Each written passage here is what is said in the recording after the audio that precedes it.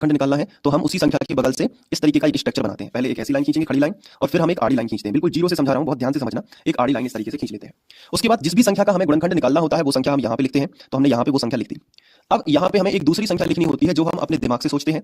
तो वो क्या होगा, देखो, गुणनखंड निकालने के लिए कुछ संख्याओं से हम स्टार्ट करते हैं। मतलब कहा जाता है कि कोई भी संख्या का अगर हमें गुणनखंड निकालना है तो सबसे छोटी संख्या 2 से ट्राई करो पहले। जब 2 से भाग नहीं जाता है तो फिर 3 से ट्राई करो, और जब 3 से भाग नहीं जाता है तो फिर 5 से ट्राई करो। ये आपको कुछ संख्याओं के क्रम याद रख लेने हैं कि सबसे पहले हमें 2 से भाग देने की कोशिश करना है 12 में। अगर 2 से भाग चला गया तो अच्छी बात है। अगर 2 से भाग मान लीजिए उस संख्या में नहीं गया, कोई दूसरी संख्या है, तो फिर किससे ट्राई करना है, 3 से। नियम यही कहता है।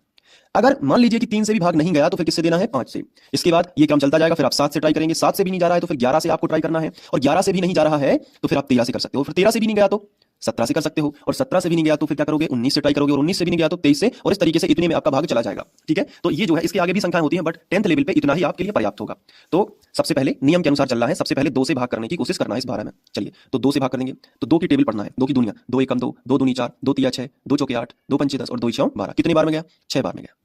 जितनी बार में भाग जाता है वो संख्या हम नीचे लिखेंगे, फिर हम 2 से ट्राई करेंगे, क्योंकि हमारा नियम यही कहता है कि कोई भी संख्या सामने हो, नियम से चलो, फिर से 2 से भाग करेंगे। अगर 2 से इसमें नहीं गया तो फिर आगे बढ़ेंगे 3 से। अगर 2 से भाग जाता ही जा रहा है तो 2 से ही करिएगा, तो फिर से हम 2 से ही भाग करेंगे। तो 2 तिया 6 है ना। अब आ गया 2 का, हमने टेबल पढ़ा, 2 की दुनिया पढ़ी, तो 3 बार में 6 आता है। 2 तिया 6, तो 2 का 6 में भाग 3 बार गया।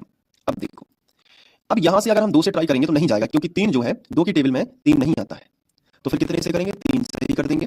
तो 3 एकम 3, एक बार चला गया। जैसे ही नीचे यहाँ पे 1 आया, समझ जाइए कि गुणनखंड विधि समाप्त हो चुकी है। उस संख्या के इतने ही गुणनखंड आ सकते हैं, क्योंकि नीचे क्या आ गया, 1। अब 1 का भाग नहीं करना। ठीक है, तो हम लिख सकते हैं कि जो 12 संख्या है, इसकी जो ये गुणनखंड आए हैं 12 बराबर, वो हम ऐसे लिख सकते हैं 2 गुणित जो भी संख्या आती है ना ये किनारे पे, उनको हम गुणा लगा के लिखते हैं। तो जैसे 2 गुणित 2 गुणित 3। क्लियर हुआ कि नहीं। तो ये और ये जो है 12 के क्या है, अभाज्य गुणनखंड कहलाती है। गुणनखंड तो है लेकिन कैसे वाले हैं, अभाज्य गुणनखंड इनको हम बोलते हैं। तो हम ऐसे भी लिख सकते हैं कि 12 के क्या है, ये अभाज्य गुणनखंड है। तो ये चीजों का जो है ध्यान आप रखोगे तो बहुत ही अच्छे से आप गणित सीखते जाओगे। तो ये क्या है, 12 के अभाज्य गुणनखंड। अब इनको लिखने का जो तरीका होता है, एक तरीका और चलता है। जैसे अगर कोई संख्या रिपीट हो रही है, अगर कोई संख्या 2 बार लिखी है तो उसको हम 1 बार ही लिख के जितनी बार रिपीट हुई है उतने की घात लगा देंगे। जैसे 1 और 1 2, 2 बार रिपीट हुई है ना तो 2 की घात लगा देंगे, और 3 एक ही बार है तो उसको हम ज्यों का त्यों लिखेंगे। तो ये तरीका भी काफी ज्यादा फेमस है। तो किसी भी संख्या का जो गुणनखंड आप निकालोगे उसके बाद आप उसको घातों के रूप में भी लिख सकते हो। जैसे अब एक दूसरा एग्जाम्पल आपके सामने लेता हूं और आपको प्रैक्टिस करनी है यही, अभी वीडियो को पॉज करके। कैसी प्रैक्टिस करोगे, मैं आपके सामने एक संख्या दे रहा हूं 18। अब आप इसका उभयनिष्ठ जो अभाज्य गुणनखंड है वो निकालिएगा। ठीक है, तो चलिए शुरू हो जाइए। चलिए अब मैं करके बताता हूं कैसे करोगे।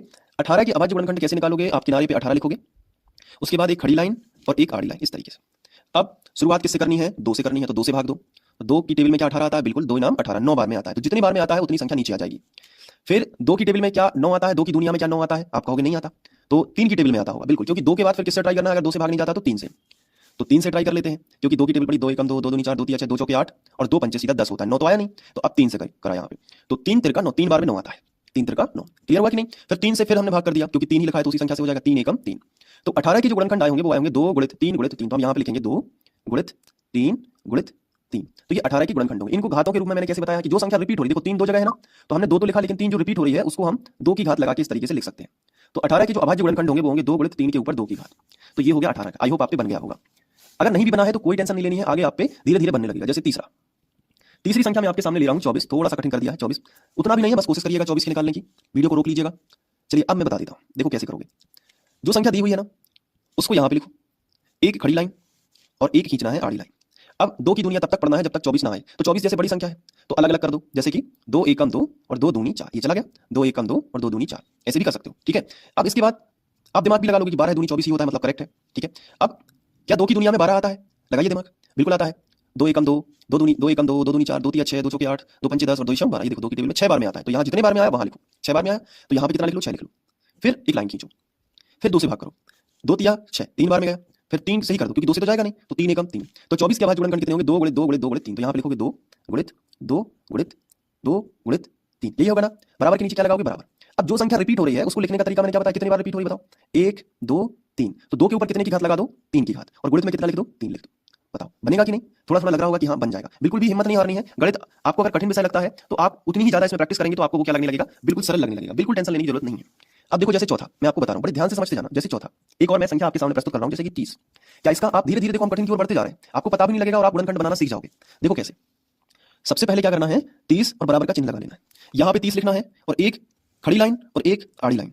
अब सबसे पहले नियम क्या कहता है कि पहले 2 से 2, 2 से ना जाए तो 3 से 2, 3 से ना जाए तो 5 से 2, 5 से ना जाए तो 7 से 2, ऐसे नियम है। तो कुछ शुरू की 4-5 संख्या आप याद भी कर सकते हो। तो 2 से जाएगा क्योंकि अगर इकाई अंक 0 है तो 2 से निश्चित ही जाएगा। 2 से भाग देना मतलब उस संख्या का आधा करना। तो 30 का आधा कितना होता है, 15। तो आप डायरेक्ट भी लिख सकते हो 15 और 15 दूनी 30 चेक भी कर सकते हो। इसका गुणा करोगे ये संख्या आपको आ जाएगी। तो धीरे धीरे आपको ये भी पता चलने लगेगा कि कहाँ कैसा गुणा करने से संख्या पता चलती है। इसके बाद 15 है तो 2 की टेबल में कभी भी 15 नहीं आता, 2 की दुनिया में कभी 15 नहीं आता, लेकिन 3 की दुनिया में जरूर आता है। तो 3 से ही भाग जाएगा। 3 5 15, 5 बार में चला जाएगा। अब 3 की टेबल में 5 नहीं आता तो दोबारा से 3 से देने से कोई फायदा नहीं है। अब कितने से दे दो, 5 से ही दे दो। तो 5 एकम 5।